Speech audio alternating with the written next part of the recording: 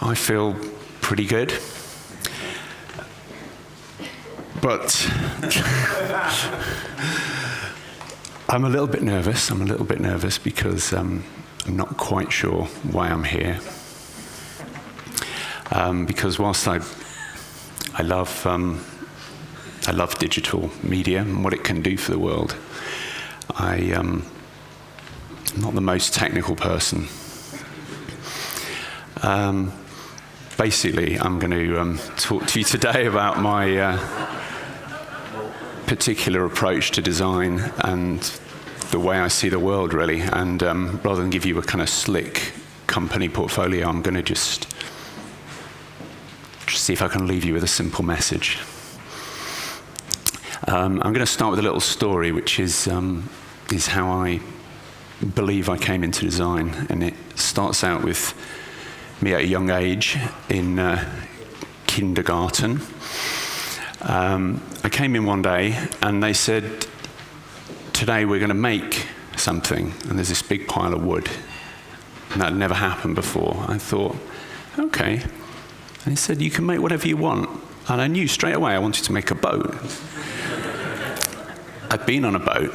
I've seen wooden boats. And I thought, a lovely, shiny wooden boat. That's really cool. And I'd seen bigger boys with boats. I was really into the whole boat thing. I just got stuck in. And there was just a joy about trying to fit these bits of wood together and make it look like a boat, which I did.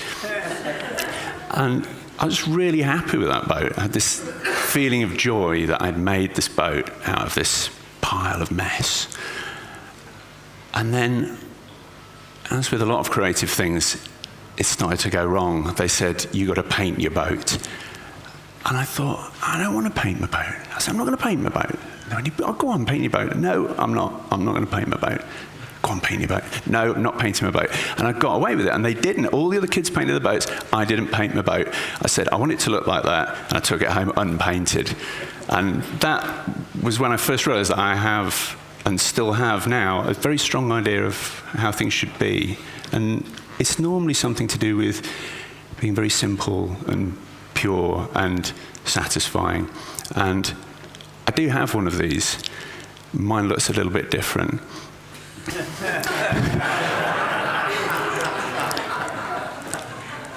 I just think it's the best the internet has got to offer, just pared down.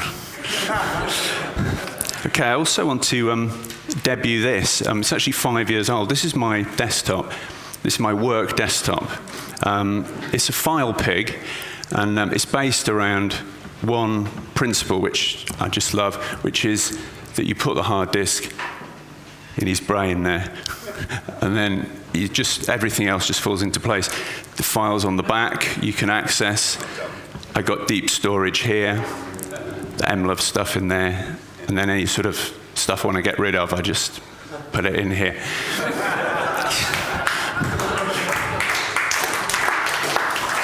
So if anyone wants the JPEG, you see me afterwards. It's a really good system. I can guarantee I'm the only person here who's been tweeting for 6 years and has done, 3 years, and has done 6 tweets deliberately at 6 monthly intervals on the same subject. You should check it out later. It's Peter Hale, no space. I hate numbers. I'm a little bit scared. I love words. I'm a little bit scared of numbers. And I've had this thing since art school that I want to try and reinvent the business card. I don't like it. Doesn't work. For me, I want to take things away. I just want to make it simpler. And just recently it hit me that what I love about mobile is that you've got this one number, just one number. That's you. That's me. My number. Can that just be my card? It seems a bit bald on its own, but if you do it like this, what's my number? Is 07958 957 032. That's my business card. And I think, well, how do you get your name in? There, on the back, all in words. I love that. So anyway, a little bit about my company, GBH. It was formed by GB and H. I'm the H. These two guys here sadly couldn't be with me. I didn't invite them, actually. We we live here in a railway station in Chiswick, West London. And over the last 12 years, we've developed a portfolio of stuff that I'm so proud of. It's gone beyond anything I could have ever hoped. I'm not going to talk about that at all. I'm going to try and get to a simple message, because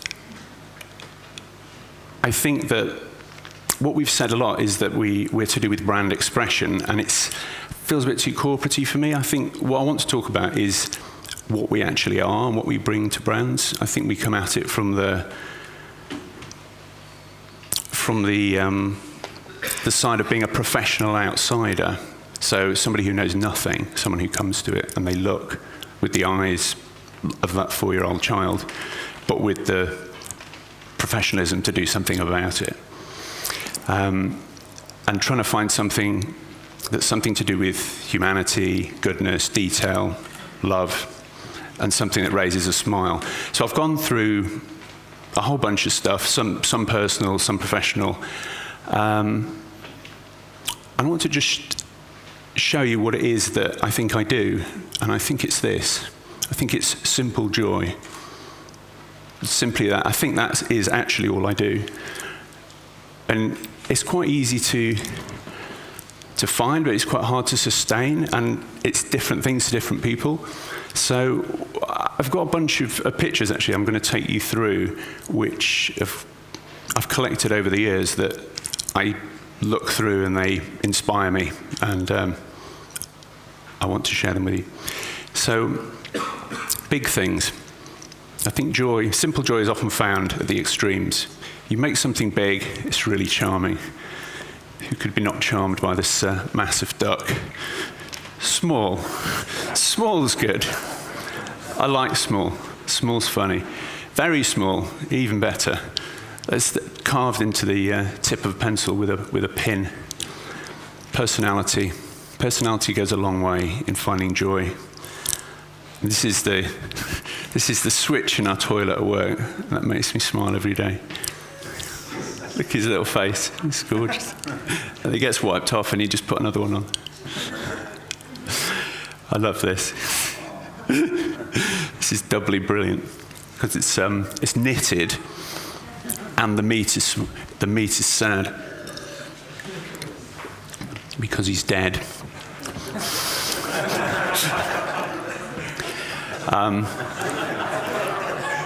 Isn't that amazing? Ingenuity and simple joy. That is so cool. I think random collisions,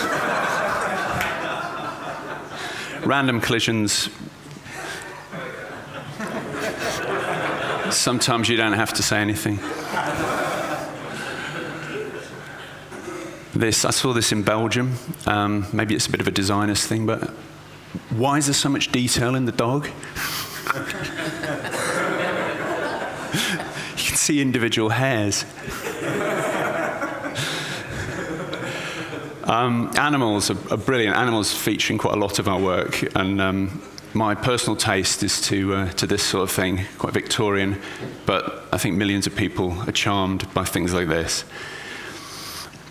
This is a GBH job, which was an identity for a hotel in Beverly Hills. It's a whole load of monkeys swinging on a chandelier, but it looks like a crest. This is one of my favourite things we did for PUMA.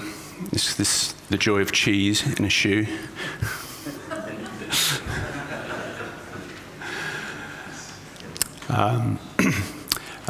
This in central Paris, to me, it's like seeing a rainbow in the street. And I'm going to stand up here and say, analog can be joyful. That's right, analog can be joyful. Sometimes there's a warmth about it that you can still learn from.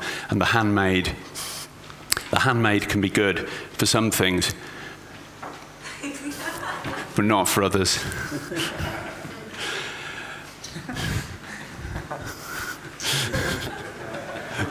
I don't know what to say about that. It says Fig 1, and this is Fig 2. I don't know if that translates.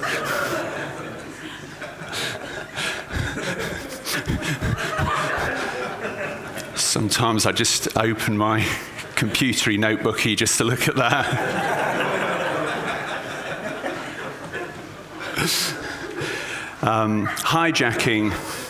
Hijacking mathematics or physics can be very joyful. You should try and make one of these. Brilliant. Or the classics. We actually presented this as an idea to a property developer. This is his logo. And who would have thought that you could get joy out of a McDonald's fries packet?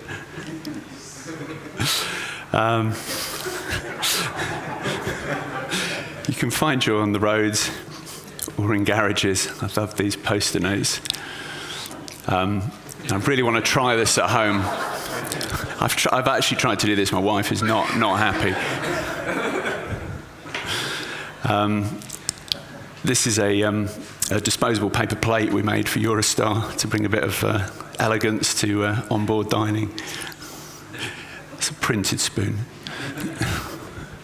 And people say that you can get joy from writing on a banana with a biro. I don't know if you've ever done that. You can do it on any fruit. It's really good. You should try it. It's a nice pair. Thought you'd get that. Okay, so I'm just going to talk a little bit about how that's filtered into some of the work that we do for clients. And this is actually our own Christmas card. This is the first thing we ever did. We filmed it on a tiny little digital camera, and we got a guy to paste up a poster next to the studio, which was, I thought that was quite nice, early digital. But the thing I really like is the second part, where we sign the card.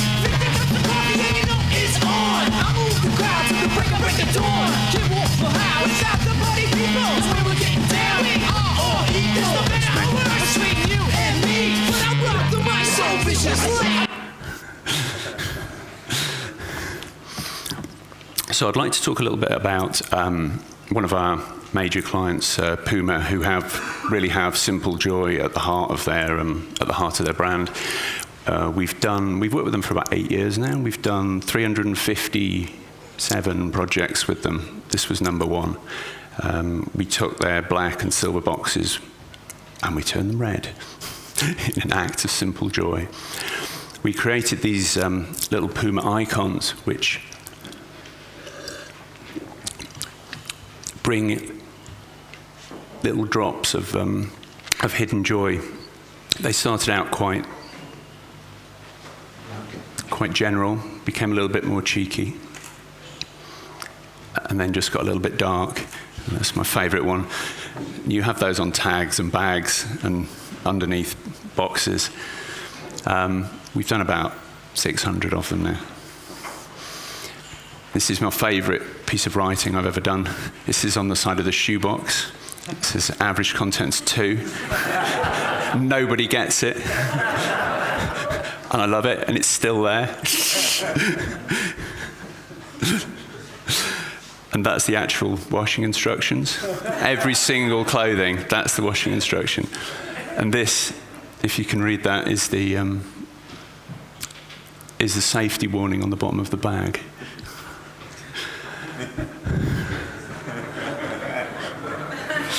I don't even know if that's legal. This little guy is called Dylan, and he's virtual PUMA. We made him about 9 years ago, so his quality's a little bit dodgy, but I think he has an amazing amount of charm. He lives and sleeps in the store, and he was just a great brand extension. He was terribly expensive to make, unfortunately, so he was discontinued. But it's this last part here of him asleep in the store when it's closed as a kind of guard cat. I really love that. One other massive thing that we did was a racing yacht for them, and we brought a simple joy by saying, we know nothing about sailing, why don't we just make it like a big shoe? And we painted it, this is all painted, to look like this massive Mostro shoe, which is one of their best-selling shoes. I've said I'm not going to talk about the PUMA phone because Jerome talked about it last year, but I've never seen this on a big screen, and I want to just have a look at it. So.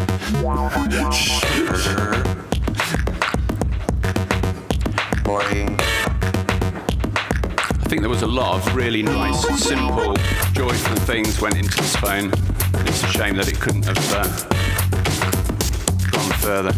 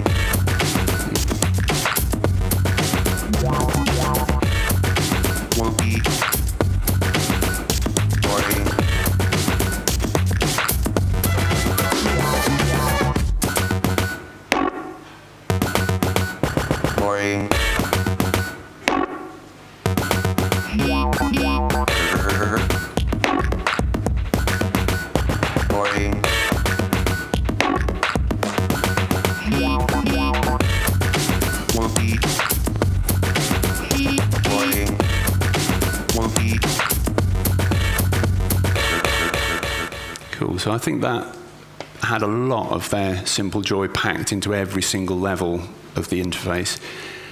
It's something I'd really like to do more of. Have worked on this. It's a bit low resolution, but in the Paris store at the moment, we've just unveiled the PUMA unsmartphone, which I'm not going to tell you about. I think you'll have to go see it, but it plays a variety of messages when you pick it up, not much else. This is in here because it's the one project that I cannot believe we got away with. This is the original design sketch for this idea. It's the most sort of juvenile thing. It's packaging for underwear. The designer Philippe Starck came to us and said he designed this see-through underwear, has sort of transparent patches, and he wanted us to do some packaging. And this was one of the joke ideas. And then we thought, well, does it have to be a joke? And we kind of worked it up a little bit more and thought maybe you could show total nudity on packaging. Perhaps it's not out of the question.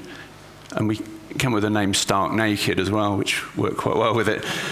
And we got go ahead to do this, and it started some interesting times at the studio because we had to start doing auditions for the perfect body parts. We had these people coming in, and we had to take pictures, and these are the winners for the back of the pack, the male and the female, and there they are, incredibly purist. That's the back of the packs, and that's the front of the packs. These are underwear, and these will be bra and vest, and then all the information's just on the side. So that's Stark Naked, nice bit of joy. Finally, I'm going to leave you with something which I'm very proud of again, which has a piece of joy right at the center of the communication. And the project is Virgin Galactic. I don't know if you know what it is. It's a partnership between, it's Richard Branson has partnered with Burt Rutan, this man here, who went into space twice in 2 weeks and won a prize called the X Prize. I don't know why he had to do it twice in 2 weeks, but that's what he had to do. And he won the 10 million for that. And they launched Virgin Galactic on the back of that with the idea that a normal person could go into space. The job of designing the spaceport has gone to Foster and Partners, and we were tasked with making the identity. This is what's on offer, basically. Trip to 325,000 feet where you can look back down at the Earth and experience weightlessness for a period of about 10 minutes. So, how did we brand that? We thought that for millions of years, men have sort of looked up into the skies, and the skies kind of look back down on them. And now, for the first time ever, we're offering people the chance to go into the sky and look back down at the Earth. So the identity is eyes, is irises, and it's the irises of every single person who goes into space. So it's not one logo, it's a multitude of logos formed of the different people who pay and go on boards. As part of your training, your eyes will be photographed with a medical camera, and your eye becomes one of the logos. It's not entirely... Sorry? Is that Richard? This is Richard's, yeah. Really? Yes. He has got very nice blue eyes, yeah, fortunately. So we're able to use his as the main logo, which you see on lowly things such as letterheads, and everyone has their own business card with their eye on, the staff. You see it inside the cockpit. I don't know if you noticed actually, everyone's asked to wear entirely white with just a little touch of red. It's very nice. Couldn't help putting that in. Having designed the logo, we were also tasked with branding the spaceship. Still can hardly believe I'm saying that. Sorry? Yes, that's right. That's the first craft that he won the prize in. This is the VS Enterprise, which is the craft that we branded. It's taken up to 50,000 feet with the mothership, and she's dropped, and we have the eye underneath, so that the eye looks down on the Earth. And then when it reaches the top of its trajectory, we have weightlessness, and then it very gradually feathers and glides down to Earth unpowered. And I'm just going to leave you with something that happened last month. It actually worked for the first time, and this is just a little video of it actually, the joy of the eye in action. That's on the back of the craft, a piece of wire there.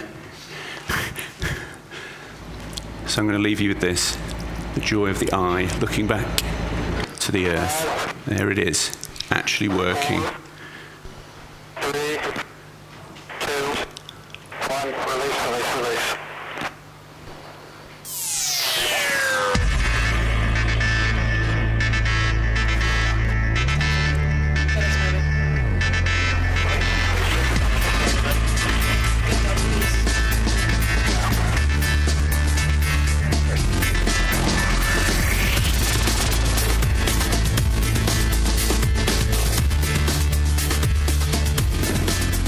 So thank you for listening.